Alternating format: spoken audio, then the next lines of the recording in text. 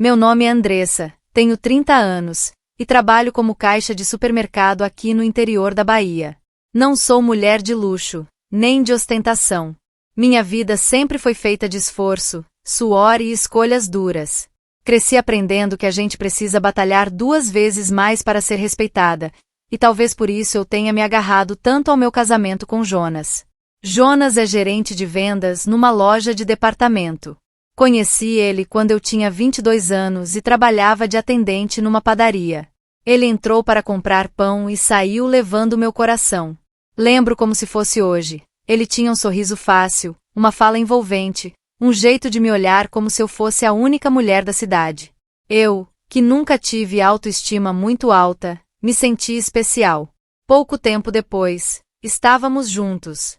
Nos casamos e seguimos nossas vidas. Não tivemos filhos, não por escolha, mas porque o tempo passava e nada acontecia. Fiz exames, Jonas também, e não aparecia nenhum problema sério. Só que a vida seguiu, e eu tentei não deixar que essa frustração virasse o centro do meu casamento. Já minha irmã, Adriana, ela sempre foi o oposto de mim. 10 anos mais nova, cheia de fogo na cabeça, impulsiva, sem rumo. Enquanto eu trabalhava no caixa do supermercado, ela dormia até tarde, vivia de pedir dinheiro à minha mãe, e nunca se fixava em nada. Um dia aparecia querendo fazer curso de manicure, no outro queria ser modelo, e no fim não era nada. Aos 18 anos apareceu grávida, sem nunca ter apresentado o pai da criança. Hoje o menino dela tem 2 anos, um garoto esperto, mas a família inteira sempre comentou sobre esse mistério do pai desaparecido. Eu, como irmã mais velha, sempre tentei proteger Adriana.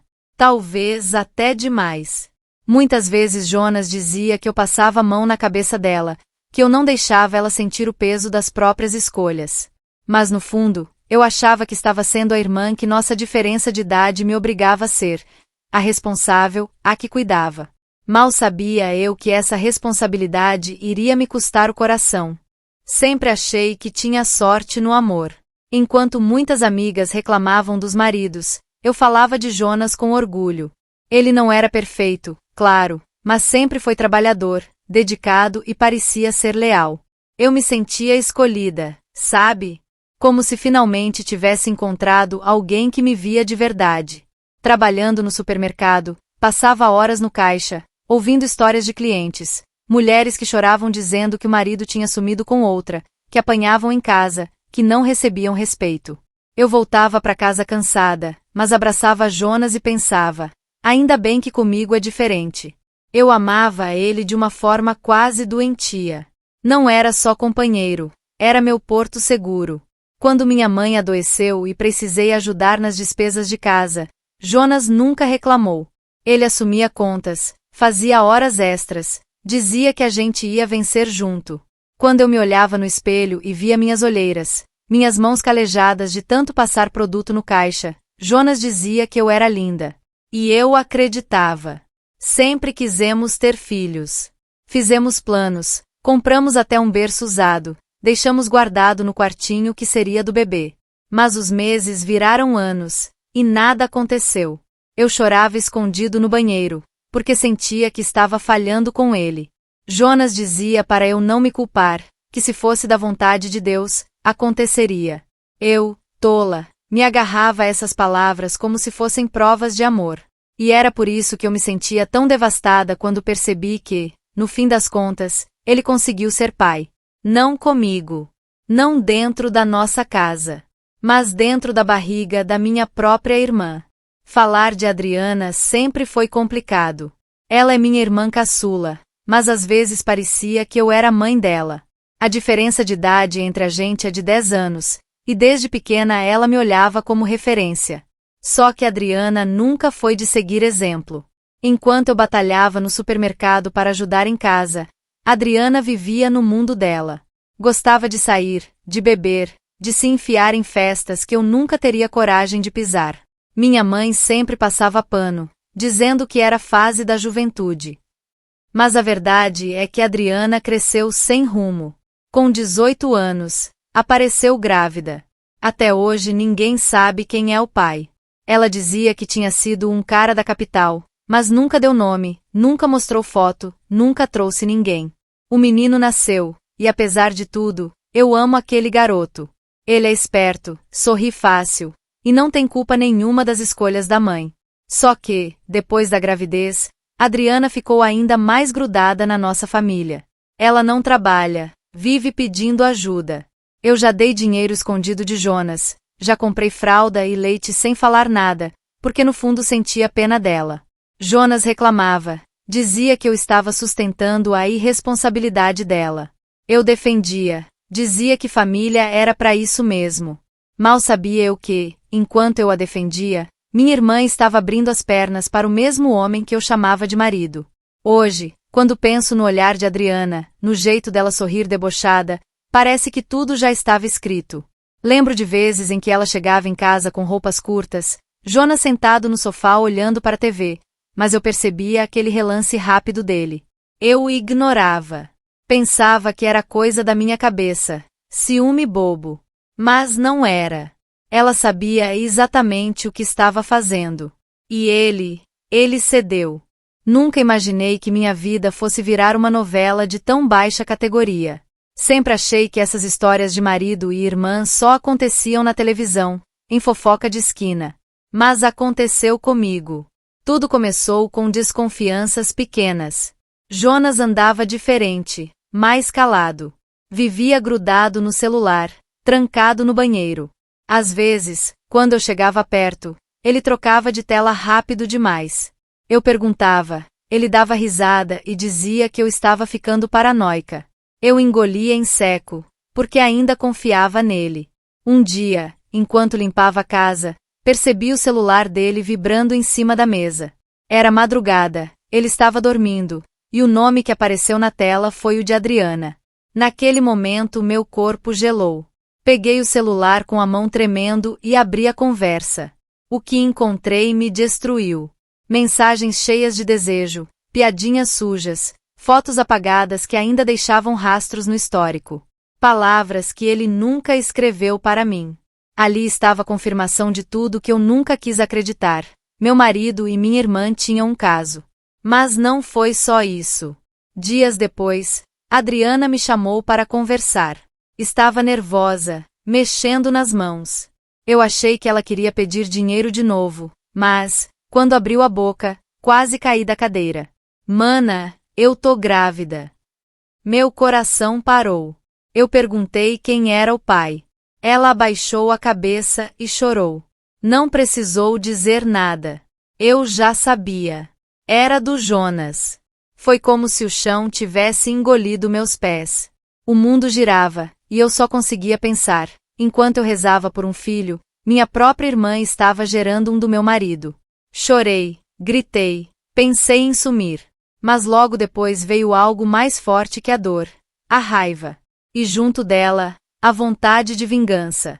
Nos dias que seguiram, eu não dormia.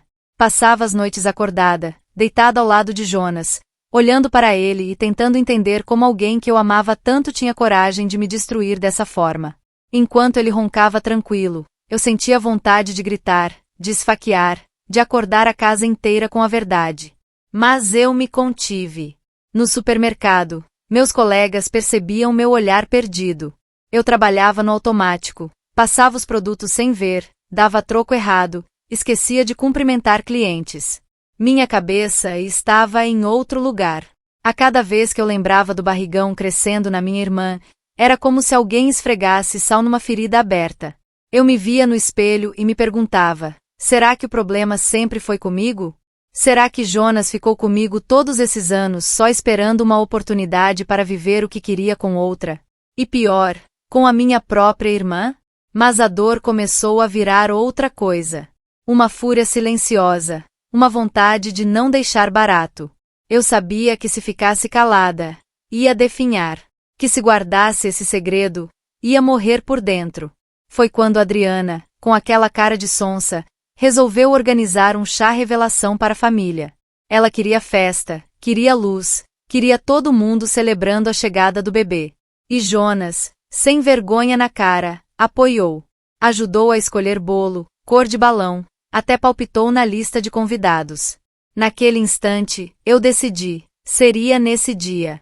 Eu não ia chorar escondida, não ia me fazer de trouxa diante de todo mundo. Eu ia expor os dois na frente da família inteira. Não só a gravidez, mas as provas que eu tinha no celular, as mensagens, as conversas nojentas, tudo. Passei semanas me preparando. Salvei prints, organizei pastas no meu e-mail, deixei cópias em pendrive. Eu ia destruir os dois de uma forma que nunca esqueceriam. E, quanto mais perto chegava a data, mais eu sentia meu coração bater com uma mistura de medo e excitação. Eu não era mais só a mulher traída. Eu era a mulher que ia devolver cada dor em forma de humilhação pública. O dia chegou. O sol queimava forte, como costuma ser no interior da Bahia, mas dentro de mim a chama era ainda maior. A casa estava cheia, tias, primos, vizinhos, amigos de infância. Todo mundo sorrindo, comentando sobre a felicidade de Adriana, sobre como ela estava radiante esperando mais um filho. Eu olhava para ela e via uma atriz barata. Vestido rosa claro, maquiagem carregada, o cabelo escovado como se fosse princesa. E ao lado dela, Jonas, o meu marido, sorrindo como se fosse o cunhado perfeito, o apoiador da família. Eu queria vomitar. O bolo estava na mesa, cheio de enfeites azuis e rosas. Os balões enchiam o quintal. As pessoas aguardavam ansiosas o momento em que o pó colorido ia estourar para revelar o sexo do bebê. Mas antes disso, eu pedi a palavra. Fiquei em pé, com meu celular na mão, e senti todos os olhares sobre mim. Minhas mãos tremiam, mas minha voz saiu firme. Eu queria agradecer a presença de todos. Mas também queria aproveitar essa reunião de família para revelar outra coisa. Não é só o sexo do bebê que precisa ser revelado hoje. É a verdade. Um silêncio pesado tomou conta do quintal. Eu abri a galeria do celular e conectei ao telão que Adriana tinha alugado para passar fotos da festa. Só que, em vez de imagens alegres, apareceram as mensagens. Ali, diante de todo mundo, surgiram as conversas safadas entre Jonas e Adriana. Palavras nojentas, promessas escondidas, declarações baratas. Eu ouvi os suspiros de choque, as mãos tapando bocas, os cochichos se espalhando. Minha mãe desabou na cadeira, chorando. Meu pai ficou vermelho, parecia que ia explodir. Adriana ficou pálida, depois vermelha, depois tentou gritar comigo. Jonas tentou correr até o telão para desligar, mas eu já tinha deixado salvo no pendrive que estava conectado. Não havia como apagar. Pois é, família. Enquanto eu rezava para ser mãe, minha irmã me traía com meu marido. E agora, esse bebê que vocês estão comemorando, não é só mais um neto da casa. É também fruto da maior traição que eu poderia viver. O silêncio se quebrou em gritos. Tias levantaram indignadas. Vizinhos comentavam como se fosse novela ao vivo. Adriana chorava. Jonas berrava dizendo que eu estava louca, que era mentira. Mas ninguém acreditava mais. As provas estavam diante de todos. Saí da festa de cabeça erguida. Atrás de mim, deixei o caos. Minha irmã caída no chão, abraçada à própria barriga. Meu marido implorando explicações que ninguém queria ouvir. Naquele dia, perdi um marido e uma irmã. Mas recuperei algo que eles nunca mais terão: dignidade. Hoje, escrevo isso aqui não para pedir conselhos, porque minha decisão já está tomada. Vou me separar, vou seguir minha vida sem olhar para trás. Escrevo porque sei que muitas mulheres vivem enganadas como eu vivi. E quero que aprendam comigo: nunca confiem cegamente. O amor cega, mas a traição abre os olhos de um jeito que nunca mais se fecham.